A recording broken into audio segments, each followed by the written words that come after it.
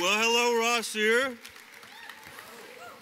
To Dean Gallagher, the Board of Counselors, faculty, staff, and especially the graduates, it is an honor to join you on this special day. And let me start on behalf of the Senate by thanking USC, because in an era of attacks on the free press, the rise in fake news, and it seems attacks on truth itself, you have given a platform to the gold standard of journalism in our time, America's anchorman, Ron Burgundy. For those who've seen the movie, I tested that joke on my daughters, and 60% of the time it worked every time. Increasingly, I find that Americans pursue one set of concerns, their families, their businesses, their communities, while Washington pursues another. That is especially true for education, which seldom earns attention in our politics or media. Just consider how many questions K-12 education received during last year's presidential debates. The answer is 0. That is unfortunate because if we examine what Americans truly value, education ranks at the top. Education leads families to move to neighborhoods they can't afford for a decent school for their kids. It makes bleary-eyed parents rise before dawn to pack their kids' bag, then fight exhaustion to read with them before bed. And it led many of you to mortgage your future to pay for your degree. Your sacrifice is even more noteworthy because you have dedicated your education to the education of others. And before I say anything else, I'd like the crowd to thank me in thanking all of you for making that noble and necessary choice.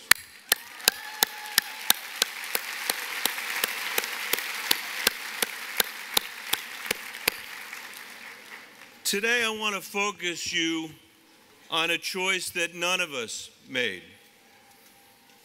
One of the enduring truths of being a human being is that we don't get to choose our parents.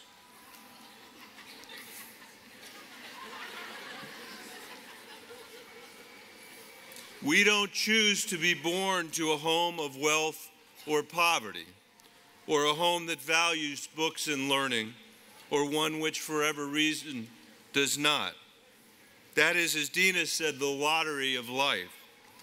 And yet in America, that lottery's outcome almost always determines educational outcomes. Let's consider what conditions we've tolerated in this country for a child born through no fault of her own into poverty in our country, the richest, most innovative, and most powerful in history.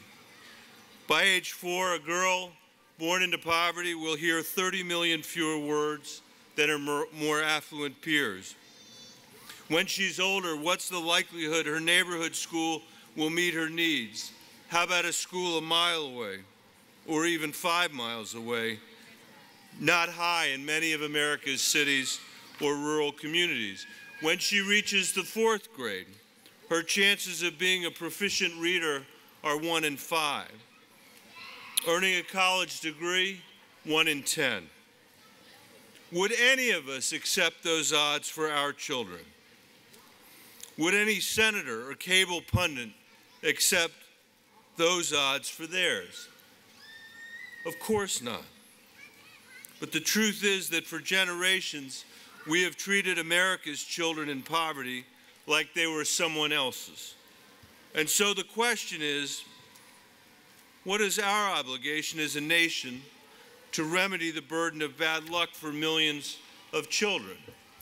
At a minimum, I believe it means we have a moral duty to assure that less fortunate kids have educational opportunities to fulfill their God-given potential. Thank you.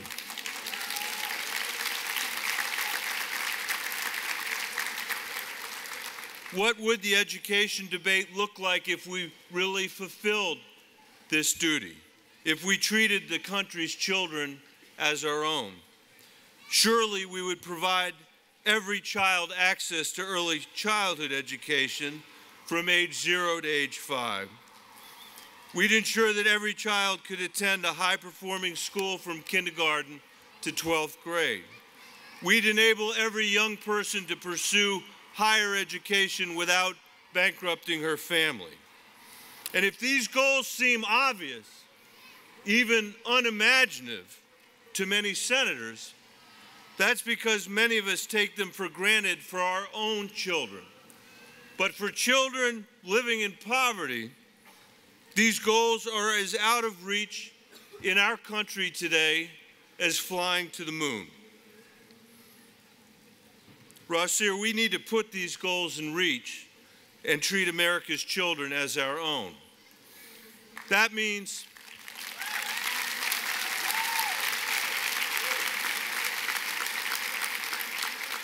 that starts with rejecting the notion that poverty and a bad education are inseparable, that children in urban school districts should expect another 20 years like the last 20 years, that we can't break down what's wrong with our schools and what's right so that all our kids at long last have what they are due as Americans.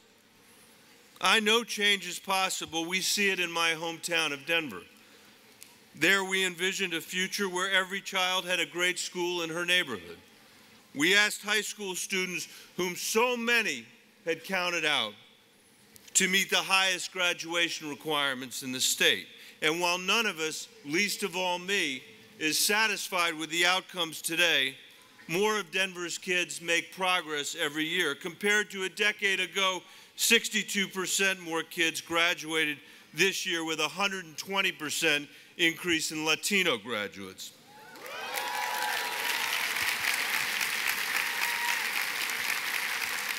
At the same time, dropouts fell 60%. Successful AP exams tripled. 67% more students enrolled in college this year than 10 years ago, and Denver posted the second fastest academic growth in the country for any district with over 25,000 students. And despite that progress, no one is satisfied. No one is content. We still have an infuriating achievement gap, and too many of our kids still face persistent structural barriers to a quality education. The good news for all of you is that schools are human institutions. They can change if we summon the will and the imagination.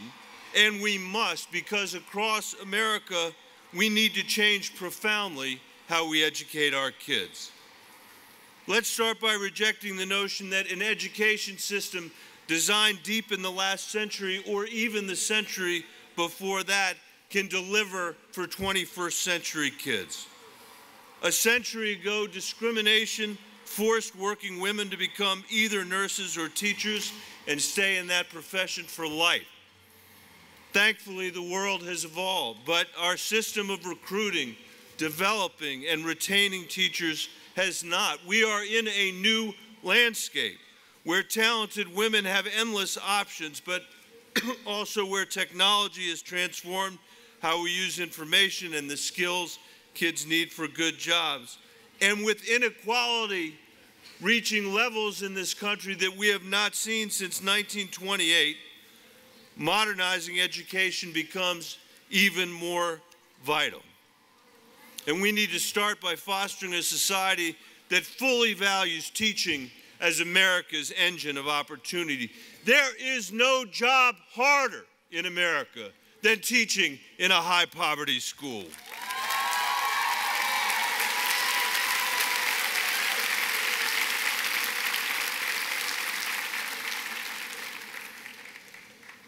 My colleagues may not realize it, but it is certainly harder than serving in the United States Senate.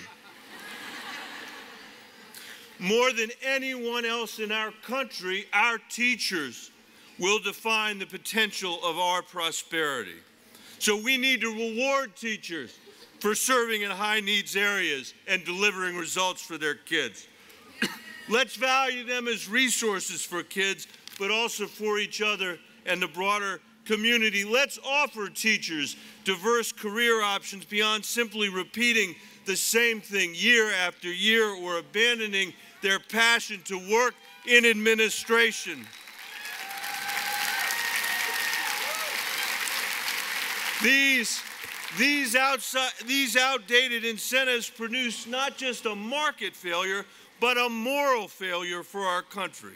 That's why today in Denver, you will find teachers teaching peers and being paid for it, joining colleagues as co-instructors and helping students with targeted interventions. At our best, a school in Denver is a place not just for children to learn, but for teachers to come perfect their craft as teachers.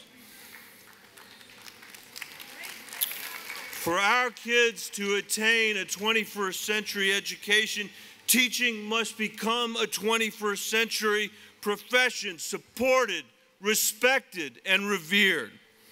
I know it's easy to speak about these things. I know it's easy to call for them in speeches, but changing the incentives, transforming the systems, that is hard. Believe me, I'm still recovering the sleep I lost as superintendent, and this president's tweets are not helping.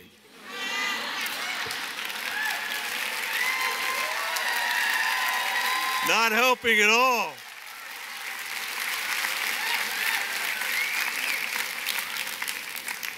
Fixing a system that has been broken for decades can prove frustrating in a culture hungry for instant results, and many people I've known have given up.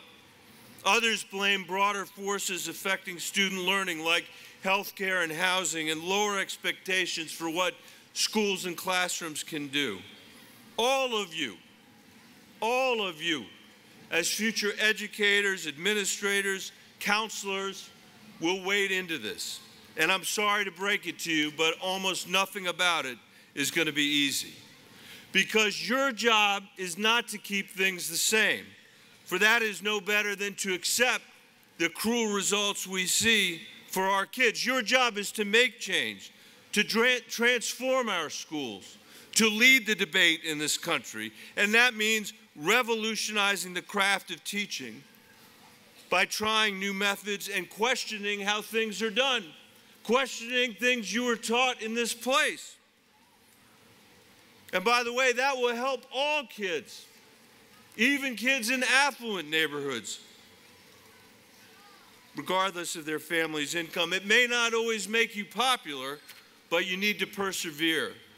Because as hard as it may get for you, the kids have it harder. And I know that some of you have sat in those chairs, have sat in those seats, so you know how hard it can be. I've met kids who wake up at 5:30 in the morning and take 3 buses, which they shouldn't have to do in this country, so they can attend a better school across town, who squeeze homework in between midnight shifts at a fast food restaurant to help their families pay the rent, who poured their heart into schoolwork only to learn in the 9th grade that college is not for them because of an immigration status they didn't even know they had. They have it hard. We have a responsibility to ease their burden and to brighten their future. For in that work lies not only their future, but the future of our entire country. Especially now when sacred institutions of this country have come under attack, when the truth itself feels besieged. We turn to teachers to ensure our youngest Americans appreciate our oldest values, to preserve the American spirit that drew Lena's parents here from Egypt and Syria 40 years ago, to sort out fake news from fact, to help students place today's prejudice in the arc of our broader progress, and to appreciate their power as citizens to push us ever forward. We ask all of that of you today and tomorrow. And it's also right that you should ask all of us, your fellow Americans, to strive for an economy that better supports our middle class and those striving for it, reforms the criminal justice system to better serve our communities, fixes broken immigration laws to keep families together, and expands health care and nutrition so kids come to school only hungry to learn. You are right to expect that of us, and we should deliver that to you.